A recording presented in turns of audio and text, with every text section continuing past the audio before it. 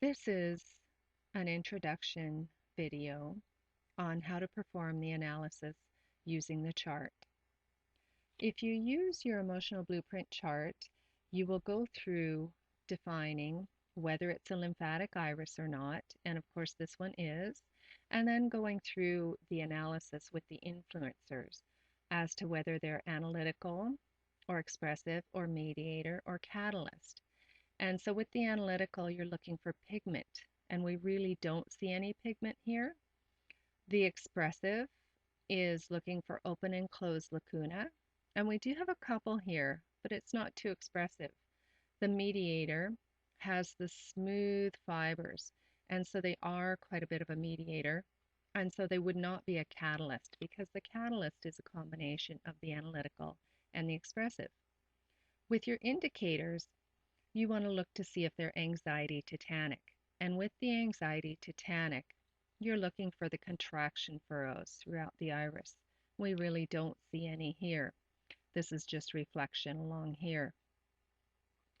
The next one is hydrogenoid, and the hydrogenoid is the little white tophi found around the edge of the iris, and we really don't see any tophi either. The next one in the indicators is the Scurf Rim, and the Scurf Rim goes around the edge of the iris as that dark ring around the outer edge, and we really don't see that here either. The next one is lipemic diathesis, and the lipemic diathesis would be this cloudy, sort of a gray, cloudy ring. So there looks like there is a little bit of lipemic diathesis here. Next, you'll be looking into the pupil signs. And when you look into the pupil, you're really having reverence and respect and asking for that person's soul or spirit to allow you to receive whatever it is that that soul wishes to communicate to you. And then you would write down the images or the signs or whatever you're seeing from there. Now, you would go to the inside of the chart and you would look at a couple of different areas. Now, we've discussed in the course Daniele Laurito's work with the time risk, and that right here at 12 o'clock is 0 or birth, and then it comes around to age 10, 15, 25, 30, 45, 50, and 60, and then starting over again, 65, 70, and so forth. And so you want to look at these signs to help you to see if there is a pattern in what that person has experienced. And right here, you would be looking a little bit of a dip out here at about age 7 and here at about age 9 or 10. Little bit of a dip out here at about age 16 or 17. And then a little bit here, about 19, here about 25, and about 40 here, coming along and then coming up. Now, this is the collarette work that Daniele has worked with. What we have discovered, or what I have discovered with the group of iridologists I've been working with, is that the lacunas also have an influence. And so you would be looking right around this age. So it would involve this lacuna or rarefication here, this age. And then we have here, we also have a bit of a rarefication or an open lacuna here at age 15. We also do at 19 or 20, and then here, and then here. Also, we have the open lacuna here, and we have a bit of a rarefication or funnel here, again at age 55, 56. So what you want to do is you want to look at all these signs. If you'd like to use the time risk, you can, and I highly suggest that you investigate Daniele Laurito's work deeper because he takes it much more deep than what I'm describing here. And you would take these signs and look for a pattern. Now, if you look at these ages here, most of them show up in the chart with the black words. Now, the black words have to do with emotions, the emotion that the person would be having an experience with. We also have on the chart the colored words, which are the chakra colors in relationship to the physical body and the organs. But what we're paying attention to here is the actual black words, so the emotions. And if you look through here, there's an awful lot to do with authority, experiences with power and strength, experiences with challenges, a little bit of experience with anger. Um, so you're looking for the pattern. The pattern seems to be this person um, experiencing issues with independence and power, strength, and authority. And it also includes a little bit with the blue chakra too, as well as being heard, having communication, being clear with communication.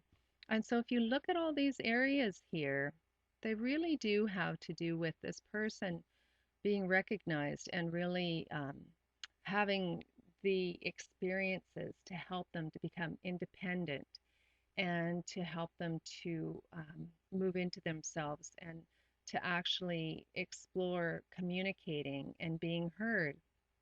And so you'll find a pattern as you do the iris analysis. And what you want to be doing is just going through here and writing down the emotions and the chakras in every sign and every part that you see. And as you'll find, there will be a pattern, and then that pattern will help you to see and to explore with the person why they may be manifesting something physical in the body. When you're working with a hematogenic iris, often it's hard to see where the fibers are or if there's any structure. In this particular iris, you can see the smooth velvet-like appearance in the ciliary zone.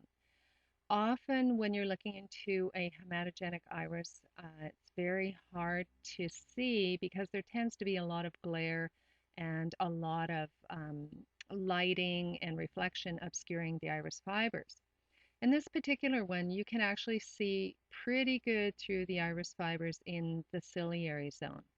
You can also see that there are some crypts and some lacuna, and so you can tell that this is a polyglandular in the hematogenic iris.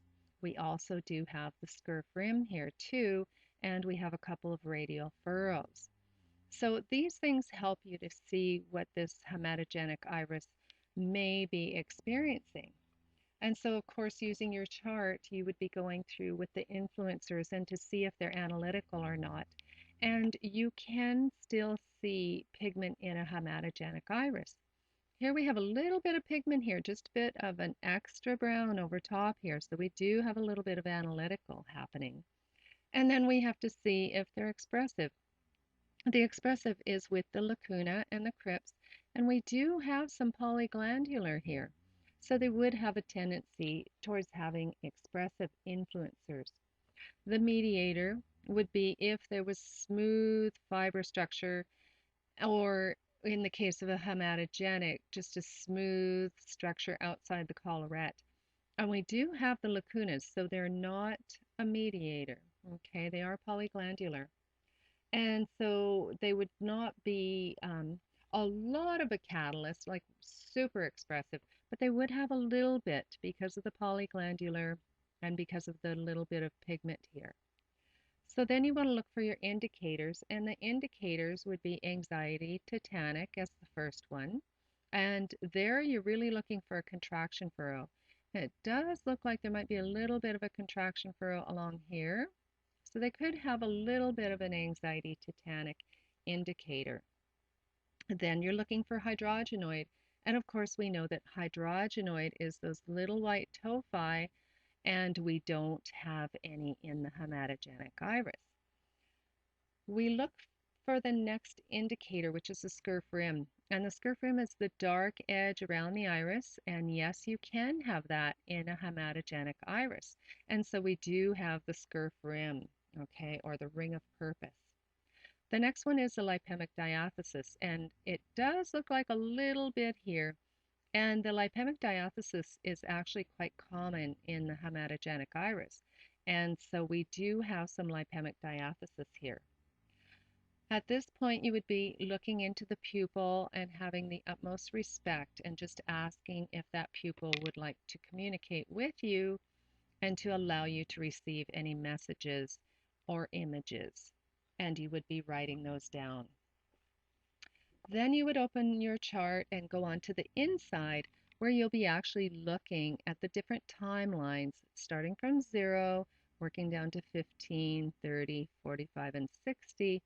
And you can use the collarette along here, as Daniele does, or you can actually use the lacuna or the pigment as to possible events that the person may have experienced. And again, each person will experience something in either a positive or a negative or even a neutral way. It all depends on where they're at within their life experience.